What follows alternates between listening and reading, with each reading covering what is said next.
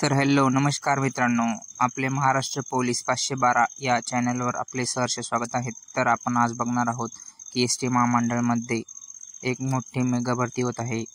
ST महामंडळामध्ये तब्बल 17,450 पदांची भरती होत आहे। या निर्णयामुळे एसटीमध्ये नोकरीसाठी उमेदवारांना खूप दिलासा मिळणार आहे।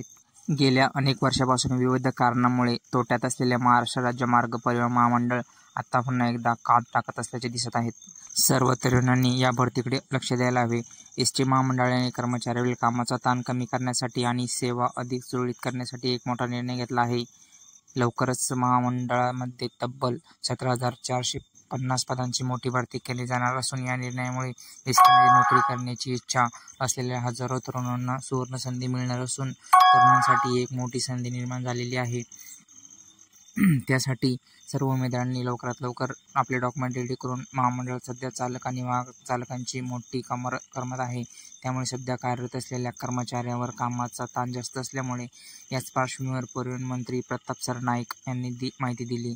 मंडळात कंत्राटी चालक आणि सहाय्यकांची भरती प्रक्रिया राबवली जाणार असून लवकरात लवकर ऑनलाईन अर्ज भरून घेण्यात येणार आहे, असे त्यांनी स्पष्ट केले। ही भरती एकूण 17,450 पदांची भरती असेल। यासाठी निविदा प्रक्रिया ही लवकर सुरू करण्यात येईल। एसटी महामंडळाने दिलेल्या माहितीनुसार या भरती प्रक्रियेत निवड झालेल्या उमेदवारांना सुरुवातीपासून किमान 30,000 रुपये एवढे वेतन असणार आहे।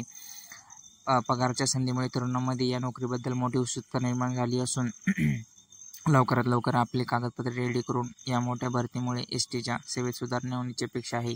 तसेच कार्यरत कर्मचाऱ्यांना कामाचा ताण कमी होऊन जावा म्हणून ही भरती काढण्यात आलेली आहे। परिवहन मंत्री प्रताप आवश्यक असलेली कागदपत्रे ठेवावीत आणि इतर बाबींची पूर्तता करण्यासाठी तयार राहावी।